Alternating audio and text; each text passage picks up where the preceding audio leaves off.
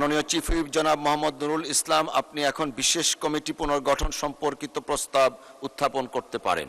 ধন্যবাদ। মাননীয় স্পিকার, আপনাকে ধন্যবাদ। আমি এখন বিশেষ কমিটি পুনর্গঠনের প্রস্তাব উত্থাপন করছি।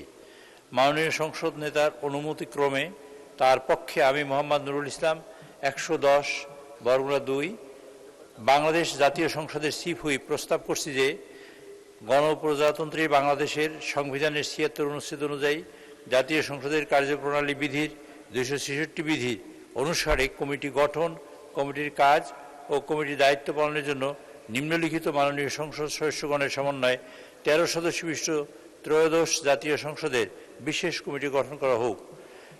জনাব জয়নুল আবেদিন 121 বরিশাল 3 সভাপতি, মির্জা আব্বাস উদ্দিন আহমেদ 181 ঢাকা 8 সদস্য, জনাব সালাউদ্দিন আহমেদ 294 কক্সবাজার 1 সদস্য, জনাব মোহাম্মদ নুরুল ইসলাম 110 বরগুনা 2 সদস্য, জনাব মোহাম্মদ আসাদুজ্জামান 81 ঝিনাইদহ 1 সদস্য, ডক্টর মোহাম্মদ ওসমান ফারুক 164 কিশোরগঞ্জ 3 সদস্য, জনাব এম মাহবুবউদ্দিন 268 নোয়াখালী 1 সদস্য, জনাব মোহাম্মদ আব্দুল বাড়ি 35 জয়পুরহাট 2 সদস্য, জনাব মোহাম্মদ নওশাদ জামির 1 পঞ্চগড় 1 সদস্য, ফারজানা শারমিন 58 নাটোর 1 সদস্য, জনাব মোহাম্মদ মুজিবুর রহমান 52 রাজশাহী 1 সদস্য, জনাব মোহাম্মদ রফিকুল ইসলাম 65 সিরাজগঞ্জ 4 সদস্য, জনাব মোহাম্মদ নাজিবুর রহমান 68 পাবনা 1 সদস্য।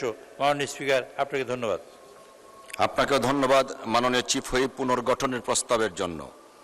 সংসদের সামনে প্রশ্ন হচ্ছে, মাননীয় সংসদ নেতার অনুমতিক্রমে তার পক্ষে মাননীয় চিফ হুইপ জনাব মোহাম্মদ নুরুল ইসলামের প্রস্তাব মতো এবং তার প্রস্তাবিত সদস্যদের সমন্বয়ে বিশেষ কমিটি পুনর্গঠন করা হোক। যারা এই প্রস্তাবের পক্ষে আছেন তারা হাঁ বলুন, যারা এই প্রস্তাবের বিপক্ষে আছেন তারা না বলুন। আমার মনে হয় হাঁ জয়যুক্ত হয়েছে, হাঁ জয়যুক্ত হয়েছে, হাঁ জয়যুক্ত হয়েছে। অতএব প্রস্তাবটি সর্বসম্মতিক্রমে মহান সংসদে গৃহীত হলো এবং একই সাথে বিশেষ কমিটি পুনর্গঠিত হলো।